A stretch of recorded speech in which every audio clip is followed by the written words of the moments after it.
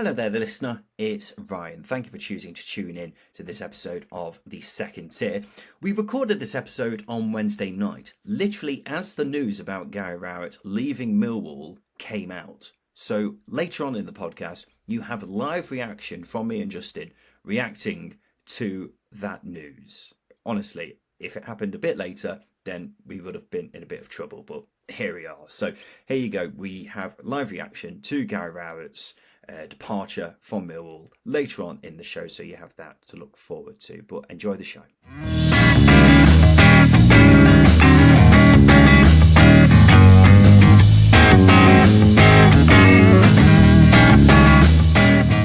Hello and welcome to the Second Tier podcast. I'm Ryan Dilks and I'm joined by the Louis Sibley to my Jude Bellingham.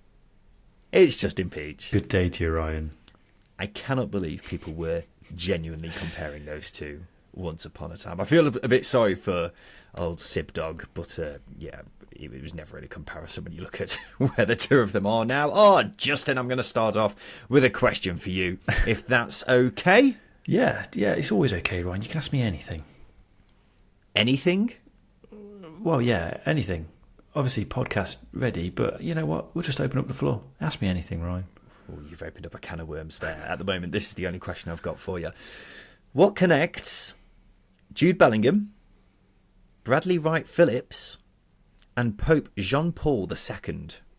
Do they all have dads who played semi-professional football at one stage in their lives? Or played for football, got paid for football at one stage in their lives, their fathers?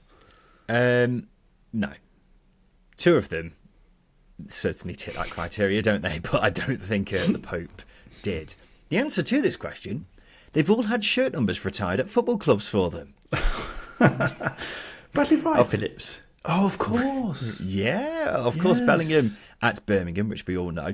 Bradley Wright Phillips at New York Red Bulls. Incredible record.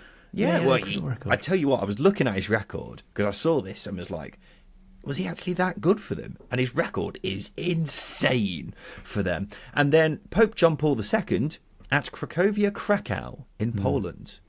He supported them. How about they? Maybe would have led with the angle that he bagged a hat trick against their main rivals at one stage in his lifetime. But that's, we'll lean on what is actually true here. He was just a fan. I'm glad that we're sticking to the facts here. If you were going to retire a shirt number at Derby County, Justin, who would it be? Number 27, Inigo Idiaquez. He created so many happy memories for me, and I'm robbed of them because of the camera quality in the mid-2000s isn't good enough. I can't watch the compilations of his free kick. Genuinely the best free kick taker I've ever witnessed in my lifetime and ever will witness in my lifetime. And we can barely see it. It's like 3 pixels. Yeah, you're watching it and you're like, oh, there's the pixel there. Oh, no, sorry, that's the penalty spot. I don't know what's going on. Where's the ball? And we can't even appreciate his luscious locks. Oh my either, God! Justin. Oh my God! I wish I had that hair. I don't. Yeah. I wish I had the confidence to pull that hair off, even with my current hairline. I don't. And he was Spanish, and he was great, and he just made everything better back in the mid-2000s when things weren't so great for Derby County. Yeah, Inigo Idiaquez is a championship icon from the mid-2000s, isn't he? Big fan of that. I'm surprised you didn't suggest, I don't know, Mel Morris for a shirt number to be retired. We nearly retired a football club, so... Yep, good shout. Welcome to the number 1 Championship podcast, the Second Tier. Thank you for joining us wherever you are. Yes, Championship football is finally back on our doorsteps, ladies and gentlemen. It's about to knock, so will you let it in or not? And what it has got for you in this circumstance is a bunch of previews that we will be giving to you. Me and Justin are going to make our predictions very shortly, so you've got that to look forward to. We'll also talk about some of the news that we've missed out on in the past week and a bit since we last covered it on the Championship, including a couple of managerial appointments which have now been made official, even though we did speak about them last time. And then we'll finish off with Scott High or Ryan Lowe right at the end of the show. But let's have a look ahead to the weekend, and in each preview episode of the Second Tier, Justin and I each pick a banker, a team we think is guaranteed to win this coming weekend, as well as an outsider. That's someone we think is going to win, but is bigger odds with the bookies than their opponents. We're tracking how we do as the season goes on. It's 1 point for a correct banker, 2 points for an outsider. Whoever loses has to do a forfeit. Justin will be going on a coach trip from Sunderland to Plymouth and back, and I'll be doing a CrossFit workout for myself, which Justin has promised me will be vomit-inducing. The current scores are 12-9 to myself after my outsider of Middlesbrough to beat Sunderland came in 2 weeks ago. Justin's banker of Leicester to beat Stoke won, but his outsider didn't, so I managed to increase my advantage by a point last time out. So, let's kick things off with Justin Peach's banker of the weekend. What have you got for me, JP? I've gone with West Brom to beat Plymouth at home. I fancy West Brom, given Plymouth's recent form going into the international break hasn't been great, and I think the international break always raises some questions as well of teams. They get 2 weeks to get going again, essentially. But I think from a West Brom perspective, before the Birmingham defeat, they were chipping away at results. They were doing quite nicely, quietly lurking around the playoffs like a Neil Warnock looking for a club in crisis. They had one eye on that top six, and it's just one eye at the moment. And they have lost 2 and 8 as well, which is steady. It's nice form. They've also kept 4 clean sheets in that time, which tells you the solid principles that Carlos Corberán wants to flow through his team. And it's slowly progressing, slowly but surely progressing. I still think they've got things to work on, and Plymouth will be a tricky game. They will ask questions of West Brom, but I think that ability to hold opposition to limited opportunities to shots, I should say, will prove quite decisive. And I think experience in this game will be quite huge. West Brom are a who's who of Championship old heads, aren't they? And I think that will prove to be a bit of a difference maker in this game. Yeah, I don't particularly disagree with this one. Justin, Plymouth's away form is not great at all. I do like Plymouth, but their away form has got to get a lot better because they've won just 2 points from a possible 15 on their travels. West Brom I found to be quite an interesting team. It wouldn't surprise me if they actually do better than a lot of people expect of them this season. They've certainly had a good start, haven't they? One problem I will throw your way, Justin, is John Swift is set to miss the next 6 weeks with a calf injury.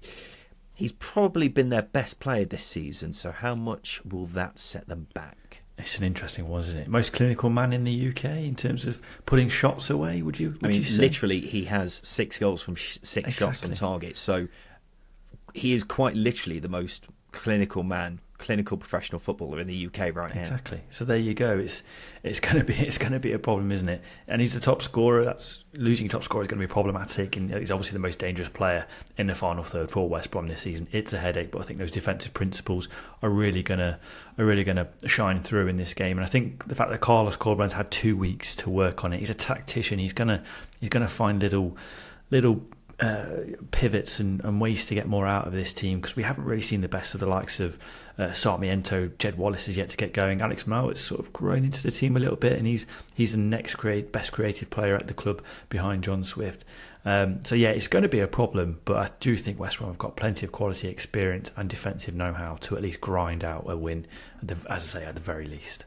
Yeah, they have got players who I'm sure can fill that void, but will they be able to replicate what John Swift has brought to this West Brom team this season? I'm not too sure, but I would still be backing a West Brom win for this weekend, I've got to say.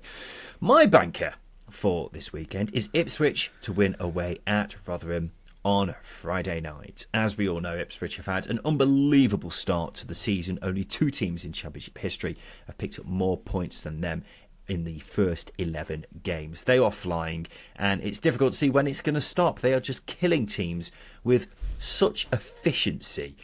Going forwards in particular, they are just brutal. Top scorers in the league, but it's not like it's just coming from one source. They've had 12 different goal scorers already, and it's just a chance-creating machine that we've got here, particularly with the 2 wing-backs in Leif Davis and Brendan Williams. They have been a bit leaky at the back, but if you look at the underlying data, they've actually been quite unlucky in that respect. So they're just an extremely good side and should be too much for Rotherham, who are really struggling. They've looked really poor so far. Matt Taylor winning a point against Southampton will have eased the pressure, because otherwise it wouldn't have surprised me if he actually got sacked over the international break, but it is just one win all season. They're fortunate to be on 6 points because they've not been playing well at all. Against Southampton, they got absolutely battered, and then Jordan Hugill hit a screamer out of nowhere. So what they've been doing so far is relying on either crosses into the box or bits of magic like that Hugill screamer, and that's why I would be stunned if Rotherham got anything here. I think now's a good time to move on to your outsider, Justin, because I could not believe what I saw when you entered your outsider in midweek to me on WhatsApp. Yeah, this was before I had a coffee in the morning in midweek, so there might be some grogginess feeding into this, but underestimate the Millers at your peril, Mr. Ryan Dilks. I am banking, happily. Not banking actually. I'm outsiding on a Rotherham win here again. Yeah, Rotherham to beat Ipswich. I think Ipswich would maybe do a little bit of a wobble. Now there's going to be a lot of justification here, not really backed up by stats, because it's hard to pick stats against this Ipswich team, considering how good they've been. But looking at the international break, teams can come into it quite sluggish, especially those teams that have done very, very well. You're looking at Southampton and Norwich in that first international break. I know Southampton had a heavy defeat, but you expect them to pick up, and they didn't straight after that September international break. And I think maybe Kieran McKenna gave the players a few days off, had a few extra beers last weekend. That might slow them down a little bit. But leaning more towards Rotherham, performances have been incredibly dire. So this really is the definition of an outsider. But how poor can they continue to be, really? How they have to improve at some point, and why not Friday night under the lights on Sky against the second best team in the league? And I think set pieces will play into their hands, because it's been their only sort of main avenue of creativity so far. So yes, I'm expecting another shithousing performance, another FMing performance, shall we say, with Rotherham to win hopefully 1-0 with one shot on target, again with a Jordan Hugill, maybe off his arse, maybe from 30 yards. You do realise that if you don't get your predictions correct, Justin, you're going on a coach trip from Sunderland to Plymouth. You do realise that, don't you? Maybe I'm sabotaging myself, because I quite fancy a 48-hour trip on a coach. Maybe I'm sick in the head like that. I don't know, but I just got a little feeling that Rotherham will really pick up here against Ipswich, and I do Based think. Based off what? Based off the football gods mumbling in my ear, they're going to do this. They fancy it. They're up for this. I'm hearing voices. And have picked Rotherham to beat Ipswich.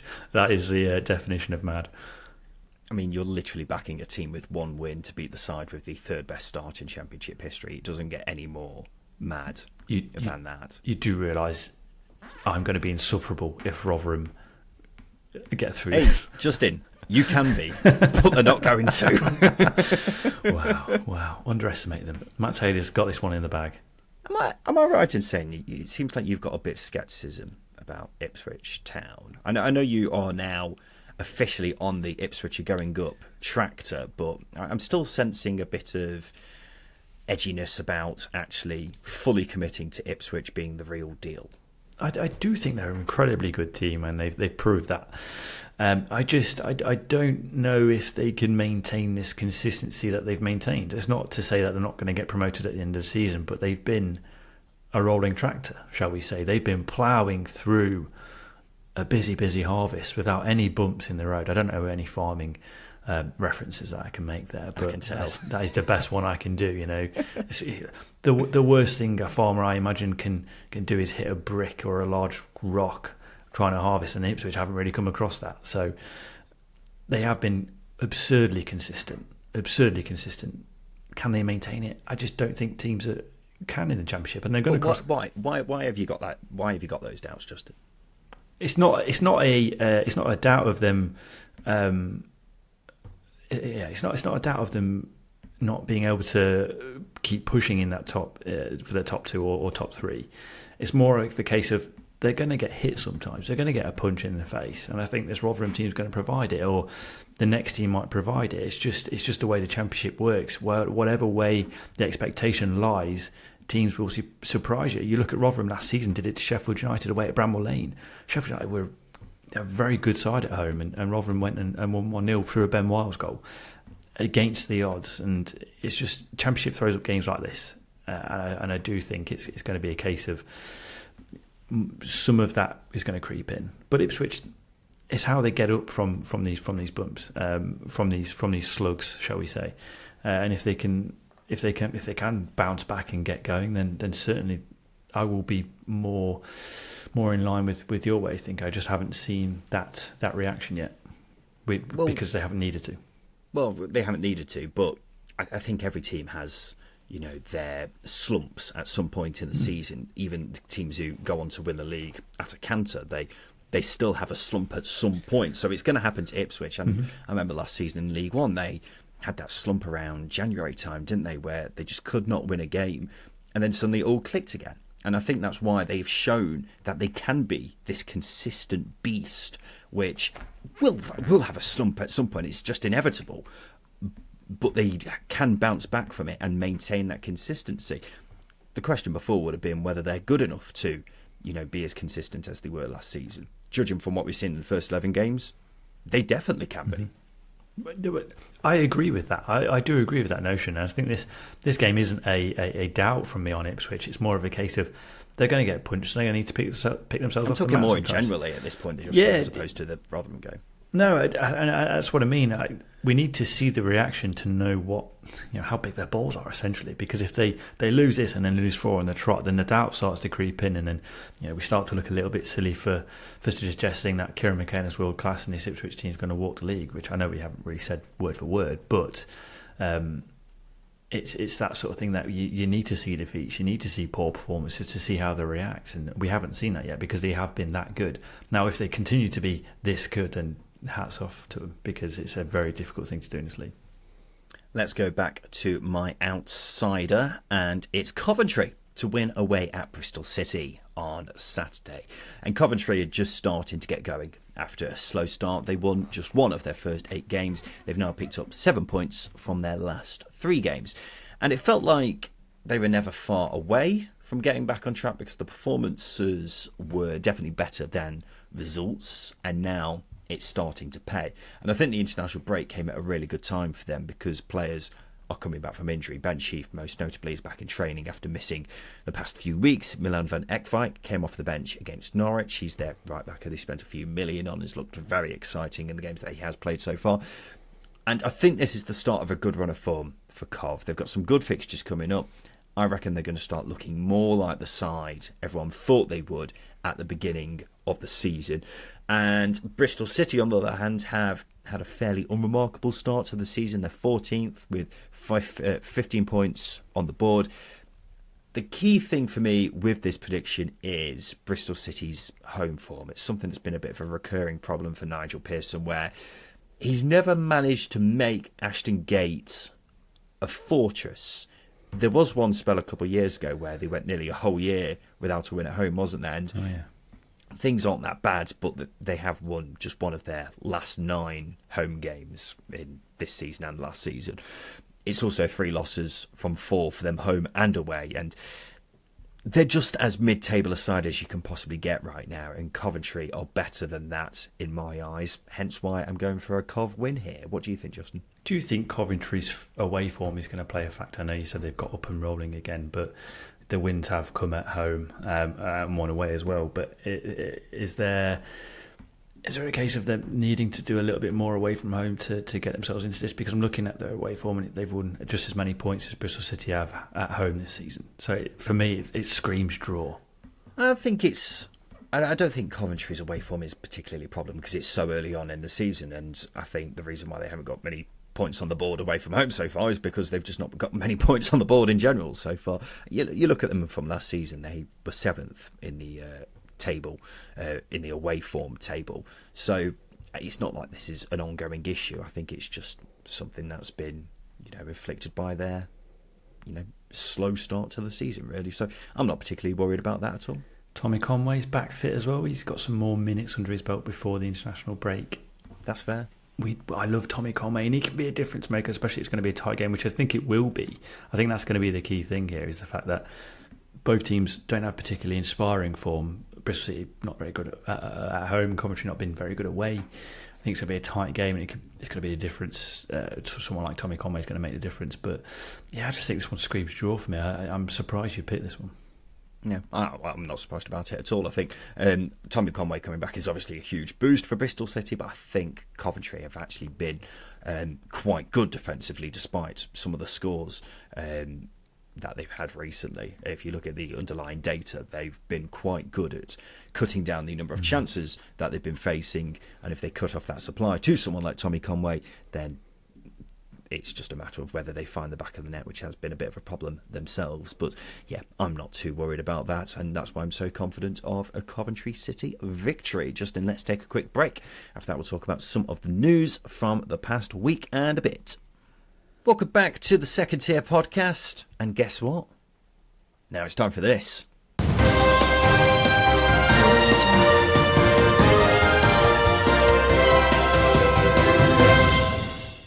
Yes, it's time for the news, and it's been a while since we last chatted about the goings-on in the Championship, so there's been a bit that we need to catch up on.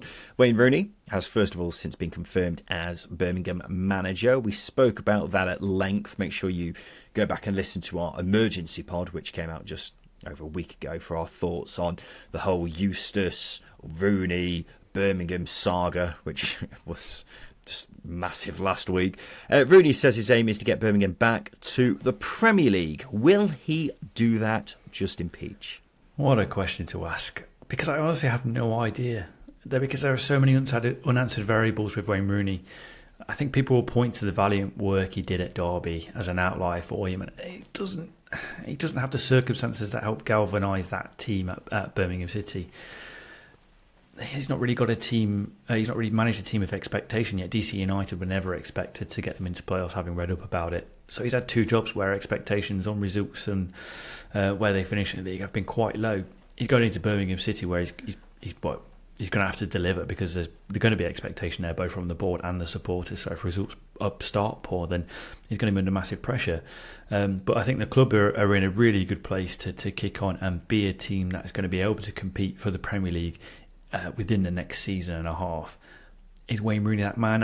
I've not seen enough from him as a manager to really be convinced by that suggestion yet. But this is what this job's for. He's got to prove people like us wrong, and prove to himself that he's right, and he's right to back himself. Yeah. Birmingham are a big club, aren't they? And they've got all the ingredients here. Really, it's a big club. Great fan base. The owners have come in and shown great ambition so far. They've not been afraid to spend a bit of money. The squad's young. It's the strongest it's been in years. The main thing that could hold Birmingham back is, ironically, Wayne Rooney. He's got to prove that he's tactically capable of getting them to the next level, hasn't he? And don't get me wrong, he did an amazing job in his one full season at Derby. That doesn't necessarily make him a good manager, though, especially now he's without Liam Rosenior at his side, who is a very highly rated manager now, as we know, and was a very highly rated coach when he was working with Rooney. So I think Birmingham will get back to the Premier League in the coming years, mainly because the owners seem very ambitious. It seems like that will be the ultimate aim. I'm just not sure if Wayne Rooney will be in charge of them when that does happen. His first game in charge of Birmingham sees him face his former teammate of many years in Michael Carrick. Oh, that's, of course, Manchester United and England. And that's a bloody tricky start, isn't it? Middlesbrough away. Well, they've been rolling, haven't they, Middlesbrough? And as you say, it is a difficult start, because he's only had a couple of weeks. And I did watch a clip of the Birmingham City team training, and I didn't see Ashley Cole or John O'Shea, so I'm not sure if they've arrived just yet. I'd be surprised if they hadn't. But that could have an impact on things if he's not got his right-hand men by inside. But I'm sure he will do in time. I'm sure it won't impact the team too much. But like I said, I think the John Eustace sacking is going to put a lot of pressure on Wayne Rooney, because Birmingham City were in a decent run of form. They were performing pretty good. And the squad's obviously been put together with John Eustace maybe in mind as well. But Wayne Rooney's got a talented group of players to pick from. I know there've been a few injuries there, so that's gonna impact things. But this is a really good test. This is a really good test to see how Wayne Rooney will set this team up, because Middlesbrough under Michael Carrick, especially over the last 4 games, have been absolutely fantastic. And throughout the course of the season, they're a very good team when it comes to creating chances, just haven't been putting them away. And now it's all balanced out. They've been bloody good. So Rooney, yeah, he's going to come up against a really tough test against his former teammate. And it's going to be an interesting battle between the two bearded blokes from United. Yeah, I wonder if he's just going to be, texting him in the days before the game. Do you want a lift, pal? Maybe tweeting him, yeah, hey up, Michael, you want a lift, pal? The thing is, we have constantly emphasised how important it is that Rooney has a good start, because all eyes are going to be on Birmingham now that Rooney is in there, especially after the craziness of the past couple of weeks. And Birmingham have got a tricky start for Rooney's first few games. They've got Middlesbrough away, Hull at home. Hull, of course, have had a flying start. Southampton look rejuvenated. Ipswich, don't need to say anything more about that. And then Sunderland after that. That is an awful start for Rooney in terms of the fixtures, isn't it? So this is why the pressure is well and truly on him. If he doesn't have a good start, then not only is it going to make him look a bit silly, it's going to make the owners look a bit silly, and the fans aren't going to be happy, because a lot of them have been very vocal about how disappointed they are that Eustace has had the sack. So this is why a result against Michael Carrick and Middlesbrough is going to be so important. I'll be interested to see, because in his last season at Derby, he's very pragmatic, wasn't it? Very focused on just defending that goal, and any result that comes out of it after that is just a bonus. I'll be very interested to see if they go down that kind of route. I think this Birmingham squad is better than that, but it wouldn't surprise me considering Middlesbrough's form in recent weeks. Let's go to Sheffield Wednesday. They've also confirmed their new manager. German coach Tony Ruhl is the youngest manager in the EFL after this appointment. He was the assistant to Ralph Hasenhüttl at Southampton and Hansi Flick at Bayern and Germany. We did speak about this before it happened, but it seems like, to me, quite an uncharacteristically forward-thinking appointment. Justin, I don't know if you agree. Yeah, when you compare it to the likes of Isco Munoz, Tony Pulis and Gary Monk of recent years, then yeah, it is very forward-thinking, isn't it? And what's really impressed me over the last week or so is he's got very specific outlines, and that it is a case of he's talking the talk, he's got to walk the walk sort of thing. But when you compare him to Isco Munoz was incredibly vague, so vague in whenever he spoke. Pretty much like me in a job interview, I should not be going for, essentially. But Ruhl's come in and he's suggested being compact but pressing opponents high and essentially keeping them away from the Sheffield Wednesday goal, which will do them very well in terms of conceding goals. Marvin Johnson's been pictured chatting with him as well and smiling, which can only be a good thing because he's got a very good left foot, and that's going to help delivery to what is a good selection of direct forwards. So it is worth mentioning Marvin Johnson was frozen out under Isco. That's why it's good that he's back in the fight. And I think that turnaround in mentality is really going to help, because it's that feel good factor wasn't there as soon as Darren Moore went, and then it was really sad and frustrating and anger inducing under Munoz, whereas Ruhl's got to come in, capture the essence of the supporters and run with it. And if they see a team that's willing to push high and press and be aggressive, then they're going to get behind him quick, and obviously results have got to follow. But I've liked what I've seen so far, but I've been stung in the past. Poyo's Barky at Barnsley springs to mind, but I think there's something a little bit different about him. Yeah, well, I definitely think there's a lot more different about him.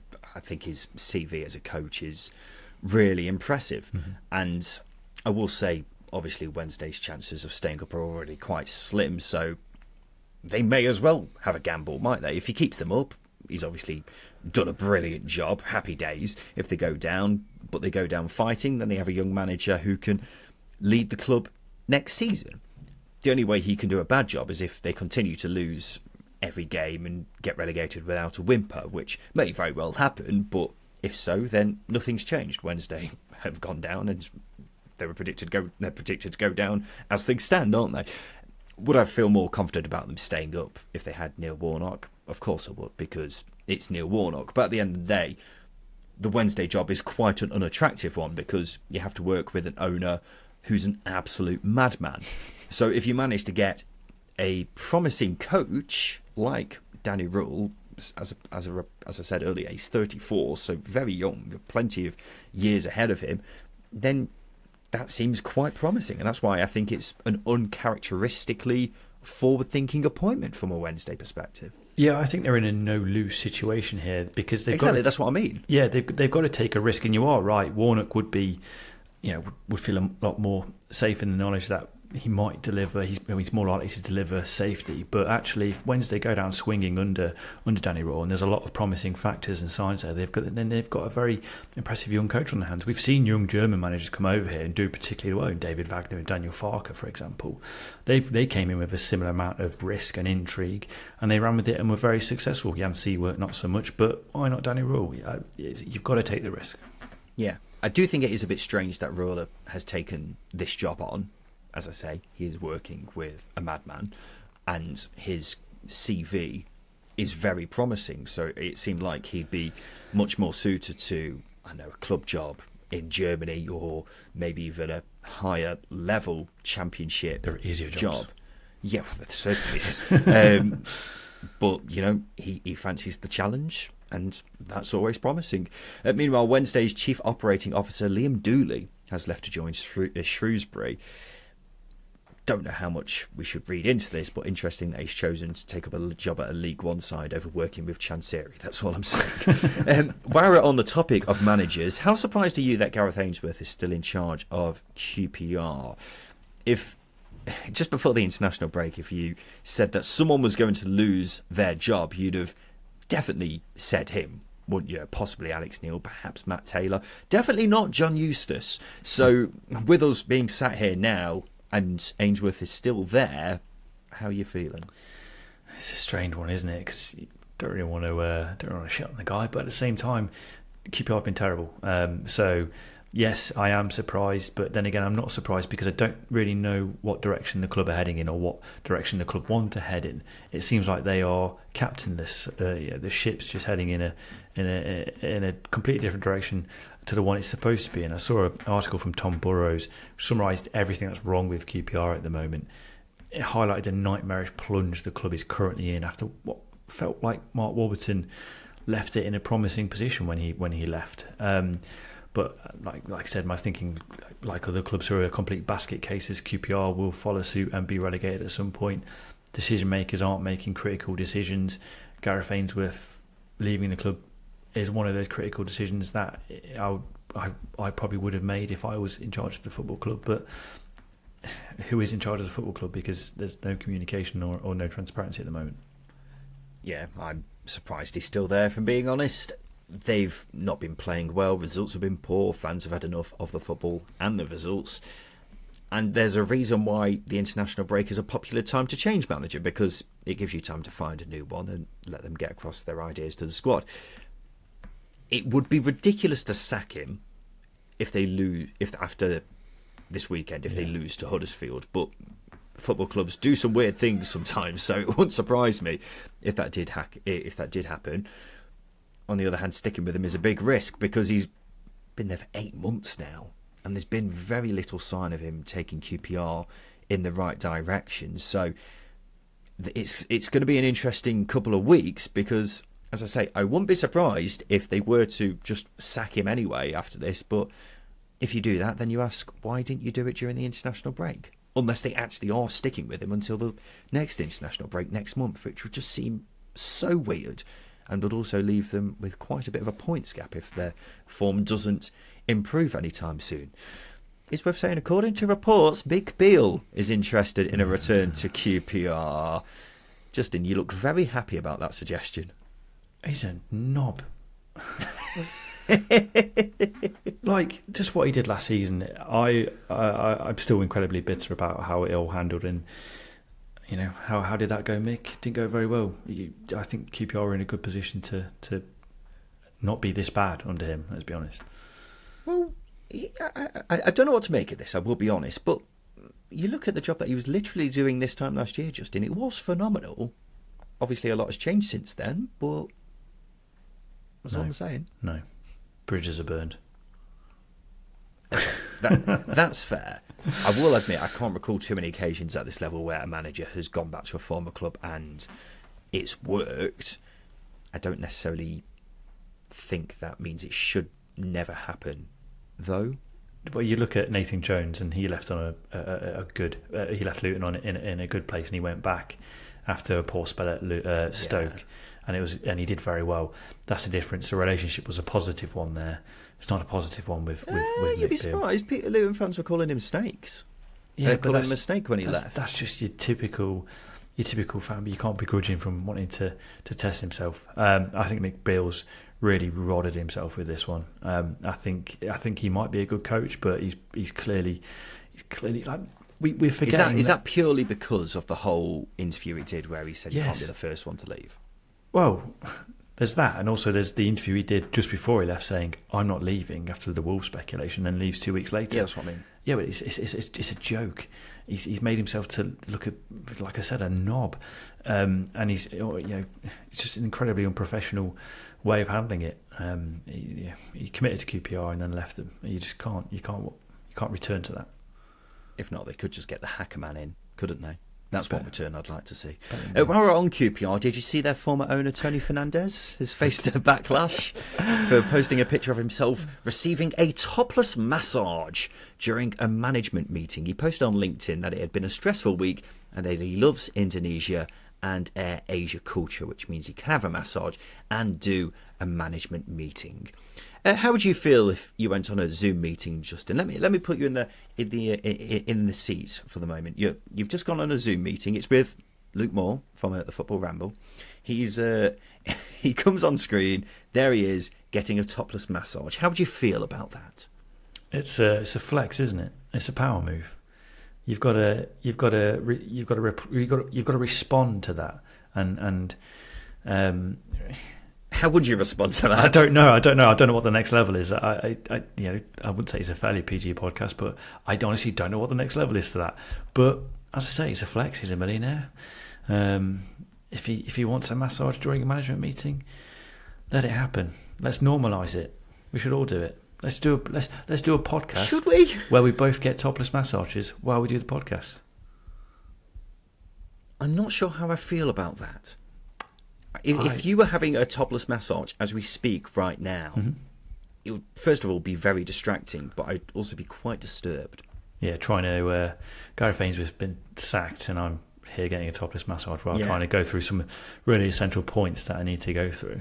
I think it might make me focus. No. I might try. Can I try this? No, please don't. It's just so inappropriate as well, by the way. If this is a serious business here, which he runs, and his employees are having to see him topless. Yeah, I understand it from that point of view. It's a bit of a HR nightmare, but if you don't have any HR rules, then screw them. I'm not sure this is the type of company I want to work for, Tony. Let's move on. Watford technical director Ben Manga has left after just 10 months in the role. He came from Eintracht Frankfurt with a big reputation, but the club's statement said head coach Valérien Ismaël now had a wider managerial remit to influence the footballing setup around him. According to The Athletic, Manga's assistants have also left, and so have the 8 scouts they hired around the same time. What do you think about all this, Justin? Pozzo's getting his sacking buzz behind the scenes, isn't he? He's not going for the managers now. He's going for the scouts. He's got to scratch the itch, hasn't he? Honestly, it surprised me. I read that Manga wasn't really involved in recruitment over the summer, as you mentioned. The club was using obviously Ismaël and Pozzo's old team at Udinese, and that's not particularly done great wonders over the last 18 to 24 months, has it? I do think that until Pozzo releases his tight grip on the club, they'll struggle to progress, because they've regressed so much since that sustained period in the Premier League where they reached an FA Cup final, for example, and were a mid-table side for long periods, that they are now making some critical decisions out of the wrong ones, and we see where it goes. You look at QPR, for example. Don't think it'll get that bad, but they're making it hard for themselves. They're making it really hard for themselves, and Pozzo doing this, because Manga's got a very good reputation, and Pozzo doing this just puts a lot of pressure back on Ismaël to get it right, and it's not particularly fair. well, it wouldn't surprise me if Watford eventually ended up going in a similar direction to the likes of QPR and what have you, because they have got a very big budget, haven't they? But on Manga, when he came in, he was being tipped as one of the best talent spotters in the world. There was a lot of excitement around this. And Watford's summer transfer window was very meh. I think what's probably happened is Manga's not had as much freedom as he would have liked with signing players, and also been butting heads with Ishmael and the Pozzos about who to bring in. Obviously, Ishmael plays with a very specific style, and he's the right players for it to work. And Watford's start would indicate not enough was done in the summer. The statement also makes it sound like Ishmael wasn't best pleased with what was done either. So, for me, this whole thing just really muddies the water about what's going on at Watford, because Valérien Ismaël has had a poorer start than Rob Edwards, Slaven Bilic, and even Chris Wilder at this stage. Yet they've not only given him a new contract, they've now seemingly given him even more power with this move. So it's all a bit weird, and I think Watford should stick with Ismaël. However, I say that they need to make sure they're not cutting off their nose to spite their face, because otherwise it's not going to do anyone any good. Interestingly as well, Manga is getting full pay until he either gets another job or his contract expires, which is in 2027, which is it's just madness. It's not a bad gig though for him though, is it? That's a great gig. Again, you've got to work in football, really, because it's just a cash cow. I know it's a very obvious statement, but imagine getting sacked and still getting paid. Just put your feet up, Ben. Just put your feet up.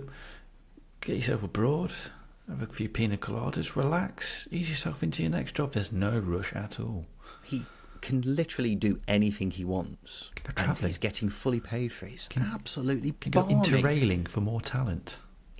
That's just football, though, isn't it? What other industry does this happen? It must happen in certain cases, but in football it does happen somewhat far regularly. Too often. Yeah, crazy. Let's go to transfer news. Stoke have signed defender Kieran Clark. The 34-year-old has agreed a deal until the end of the season. Stoke only had 2 fit defenders for their game against Leicester just before the international break, so this makes sense, doesn't it, Justin? A good move? I think it's a good move. It's a very Stoke signing, isn't it? You're getting an aging defender to come and fill a gap. Not to begrudge him, I think Kieran Clark's a very solid player when fit. I think that's a key problem with Kieran Clark over the last few years. Some of his performances for Sheffield United were very, very good. He just wasn't enough. I think he only made 9 appearances, 7 starts, 9 appearances. Scored some important goals as well. But he's got experience. He's got left foot, which balances a defence, always balances a back 4 or back 3 when you've got that. Aerially very good as well, which is going to be a big bonus. And experience. So, yeah. 34 years old, not ideal, but it's not a long-term fit. It's just to cover the gap that they've got at the moment. Yeah, that he has said that it's going to take a while for him to get fit. So even though they have got a gap there, he's not going to be appearing straight away. You did get me thinking, actually, about some of the ageing defenders Stoke have gone through over the years. I'm just looking at it now. Obviously, they signed Ender Stevens in the summer. Aidan Flint last year. They also had Phil Jagielka at one point, didn't they? So they really do get through them, don't they? James Chester as well is another one. They love an ageing defender whose legs are probably going just a little bit. Yeah, a bit of an injury-prone factor about them as well. Maybe not with Jagielka, but with certainly others. I'm going to have to go offline after this and check some more out, because I'm sure there's a really long list. Really long list. Yeah. There's got to be. And finally, reports say Real Madrid scouts were watching Sunderland's Joe Bellingham when he was playing for England under-19s last week. Imagine that, Justin. The Bellinghams at Real Madrid together. It would be like the Neville brothers, wouldn't it? The Neville brothers. He has got bags of potential, though, hasn't he? He has. He's clearly a little bit more raw than Jude was at this stage in his career, but that's a completely normal thing. I think Jude Bellingham's a bit of a freak in that sense, but like you said, he's got tons of potential. I personally don't think Real Madrid sent scouts. Maybe Jude Bellingham watched his brother play football, and that's what the reports are maybe classing as a scouting mission. But I'm looking forward to seeing how he develops, because he's got a really good place to do it at Sunderland. And it's just a case, just let him develop. Don't put the pressure on him. He's not going to be his brother. He's going to be a different player.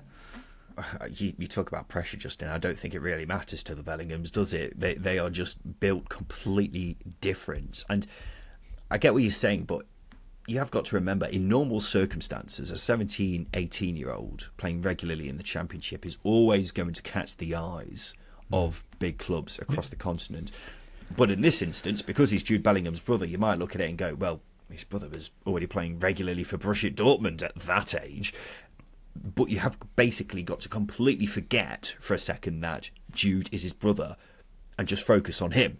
And what you've got is someone who's extremely talented. He has the potential to be a world-class player. So he's just because he's so comfortable at this level for someone his age already. So that's why I'm quite sure he will be a world-class. Well, he's got the potential certainly to be a world-class player, at the very least a regular in the Premier League, hasn't he? Yeah. This is what I mean. It's so hard to judge, and I don't think anyone would have expected Jude Bellingham to hit the heights he's at now. Maybe eventually in a couple of years' time, but to be as good as he is at Real Madrid and as consistent he has been this season, he's probably the best player in the world at the moment. So there's no guessing where Jude Bellingham will go, but he's certainly got a lot of potential to grow into a top player to throw the tops in there. But like I said, I'm just looking forward to seeing how it goes because he's got a lot of responsibility at Sunderland, and Tony Mowbray's trusted him, and that's a great thing for youngsters to know that you've got a coach who's willing to do that. I think also, if we just go back to the whole Jude Bellingham being his brother thing, that will attract clubs to him, because one of the reasons why Jude Bellingham is one of, if not the best player on the planet right now, is because of his mindset. And I don't want to get all Jake Humphries about it, but you don't get to that level at his age without being, ultra professional, constantly determined to get better and better, and not let the pressure affect you. And Job has literally had the same upbringing, so he's going to have a very similar mindset, if you get what I mean, Justin. Yeah, I understand where you're coming from, and I do agree, but I think it's just a case of trying to let them develop. And I think that, given that... Justin, I'm sorry to interrupt. I've literally just seen on Twitter now, as we're recording, Millwall and Gary Rowett have mutually agreed to part company. Okay. Well, this is just fantastic timing, isn't it? As we're recording, typical podcast nature. But oh my god, yeah, that is on a Wednesday night. Jeez, that has really thrown the cat amongst the pigeons, hasn't it? Well, what do you think of that? I guess. I mean, the timing's quite strange, isn't it? You've had a bit of you've had a week to do it, haven't you? The first week of the transfer window is probably the best time to do it. Gary Rowett's probably set up the team, but at the same time, he may have known about this before the announcement. Probably, I mean, that's going to be the case. He's not going to find out on Twitter, is he, that he's been sacked? But yeah, the timing's strange. But actually, I'm not very surprised that he has been, that he has left Millwall, mainly because they've been so inconsistent this season. They've not really got anywhere near where I think they should be personally. They've recruited extensively in the summer, spent a fair bit of money, which is not like Millwall at all. And yeah, there's obviously ambitions there that Gary Rowett just isn't fulfilling. Yeah, well, I'm shocked, to say the very least, as people can probably hear from my voice. But at the same time, I'm not completely surprised. And I think the reason for that is because Gary Rowett, for years now, has just been doing a good job at Millwall. They have constantly been in the top half, and he's definitely stabilised them as a top half Championship side, yet his task has been to get them into the playoffs. And he's not done that for a while now. Well, he's never done it, obviously, especially after the collapse of last season, which obviously on the final day they completely blew it. And maybe that was somewhat the final straw as far as Millwall were concerned, and we're willing to give him a bit of time into this season, but as things have gone so far, it's not been a cracking start, has it, by any means? I mean, you just look at the table now, the 15th, very much off the pace when it comes to the other teams aiming for the playoffs, and you would be massively surprised if they actually got in the playoffs this season, wouldn't you? Under Gary Rowett, yes, but I do think this squad's capable of flirting with the top six for the majority of the season and maybe sneaking in there. I think that's pretty much where Millwall have positioned themselves over the last few years under Gary Rowett, and that's maybe where the perception's lying for us. But I think there's plenty of quality in his team, as I've alluded to with this summer signings. They signed Alan Campbell. He's a good, robust, combative ball-winning midfielder I like a lot. Matthias Sarkic as well. Joe Bryan on a free transfer. Casper De Nora, again, he's another player they signed for money who hasn't really got going this season. So there's a lot more potential to come from this Millwall team, and I think they've got the ability to get into that top six. It's just a case of Gary Rowett's failed to really find a consistent blend for the majority of the season to turn them into that top six team, and that's been something that's dogged him at Derby, less so with Stoke obviously, and obviously Millwall. So yeah, it's a change that needed to happen. I'm just a bit confused by the timing. It maybe could have happened weeks ago, even before this international break. I'm not sure it's a change that necessarily needed to happen. I'm not sure I agree with that. I think it's more just a case of Millwall haven't been able to take that next step with Gary Rowett, and he's been there for 4 years now, and it doesn't seem like it's going to happen anytime soon. So if they do want to take that next step, maybe it is time for a change. That's what I would say on that. Who they get in is going to be very interesting. Millwall obviously aren't a club with the biggest of budgets. Who is out there for them to get? I can't really think off the top of my head, mainly because I'm just so stunned by this news. From a Rowett perspective, it'll be interesting to see what he's got lined up next, because as I say, it's mutual termination here. This isn't a sacking, he's agreed to go. So perhaps he has a job on the horizon, I don't know. No, mutual termination. It's one of those things where the ownership's probably approached him and gone, we want to make a change, Gary. And Rowett's gone, okay, fair enough. You don't want me, then I may as well go. You're not going to wait to get sacked, are you? It's mutual. It's always mutual in inverted commas. Yeah, you've probably still got a payoff. But anyway, that's all beside the point. I don't think he'll have a job lined up. I think he'll have another break. And he probably needs it because he has done some good work at Millwall. You've got to reflect on that. He's turned Millwall into a bottom half team who are probably never going to look to make that top six push. And he turned them into a team who were always in the conversation. And he deserves a lot of credit for that. But it's that next step they need to take. And like I do think that change needed to happen because form this season hasn't been good enough. And obviously the ambitions are there to push higher than where they are now. And I think it's a good change, one that needed to happen. Kevin Muscat is a name that comes to my mind. Oh, now you're talking. But there you go, ladies and gentlemen. Breaking news here on the Second Tier Podcast, reacting as it happens. I'm sure we'll have a bit more reaction to that news in the weekend show. Now it's time for this. Scott High or Ryan Lowe? Your best is fucking shit, mate. Yes, it's time for Scott High or Ryan Low. This is the game where we have to rank 4 things from highest to lowest. Simple as that. 3 questions. And this week I'll be providing the questions for Justin. Are you ready, Peachy? Always ready, Ryan. Throw my way, son. Gladly. Rank these goalkeepers on who's made the most appearances in the Championship since its inception in 2004.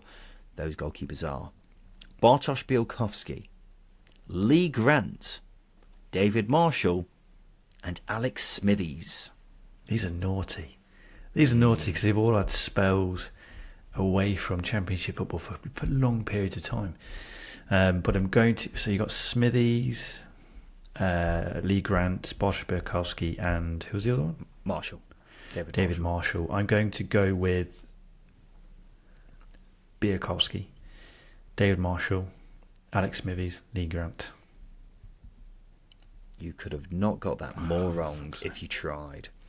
David Marshall was top with 449. Lee Grant second with 356.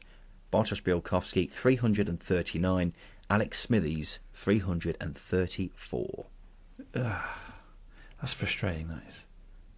That's really frustrating. Thank you for that analysis. Let's go on to the next one. Rank these current and former Championship stadiums by capacity. Those stadiums are Highfield Road, formerly Coventry City. Oakwell of Burnley. Turf Moor, oh no, Oakwell is Barnsley. Turf Moor is Burnley. Vicarage Road, Watford. I think Vicarage Road's the smallest. Highfield Road was about 25,000. I watched Derby lose 6-2 there back in its last game, actually. It was a good stadium. I don't know why they knocked it down. Bad move. The CBS arenas were quite nice, isn't it? Yeah, but it's when they're allowed to play in it. Yeah, it's too flash for me. I like it. I like them a bit grubby. So you got Oakwell, Turf Moor. I'm going to go with Vicarage Road, Oakwell, Turf Moor, and Highfield Road. You've got two in the wrong position, Justin. You needed to swap round Oakwell and Turf Moor. I knew it was that was the one. Yeah, Highfield Road, 23,489 it was. Oakwell was just over 23,000. Turf Moor, just over 22,500. Vicarage Road, 22,200. And final question is this. Rank these 4 music legends from oldest to youngest. Bono, Madonna, Morrissey, Axl Rose. By the way, Axl Rose's picture on Wikipedia is so funny. He looks really startled. I will going to have to Google that one after. They're all really big in the 80s, weren't they? Mm-hmm. That was my thinking. Yeah. Because then they tend to be a similar age. That is true. I'm going to go with Madonna. Then Bono. So it's Bono, Axl Rose. Who's the other one? Morrissey. I'm going to go Madonna, Axl Rose, Bono, David Morrissey. Is it David Morrissey? David Morrissey is the actor. I always thought they were the same person for so long. I was so confused. You're wrong, basically. You had Madonna top, didn't you? You're right with that. 65. Morrissey was second, 64. Bono 63. Axl Rose 61. He looks awful for 61. Whoa. You look awful for 29, Ryan. Let's not throw shade at people. I'm not going to deny that.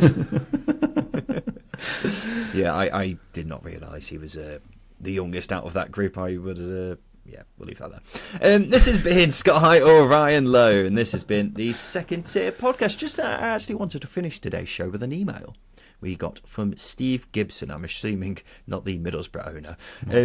He says he loves the show, and he often listens all the way from Vietnam. He's also added that it's not that cold there, so he doesn't need us inside him to keep warm, which is a reference to Sunday's episode if anyone is extremely confused right now. Steve also suggested a new game for us, which we may use in the future. However, I was more interested in the fact that he listens to us from Vietnam, from Nam. So if you are listening to us from abroad, please let us know and why you're interested in the Championship, because I always find that quite confusing when we have listeners from abroad interested in the second tier. I promise it's not an exercise in us blowing our own horn. I'm just intrigued. So if you want to get in touch where you're listening to us from, please do at secondtierpod@gmail.com. Is that right, Justin? Second tier worldwide. Second tier worldwide. Mr. Worldwide. This has been the Second Tier Podcast. Of course, if you could give us a 5-star review on whichever podcast platform you listen to us on, that would go a long way to helping us grow as a podcast. It only takes a few seconds of your time, and we would really bloody appreciate it if you do that. So please consider doing so. This has been the Second Tier Podcast. I have been Ryan Dilks. I have been Justin Peach. And a big thank you for listening.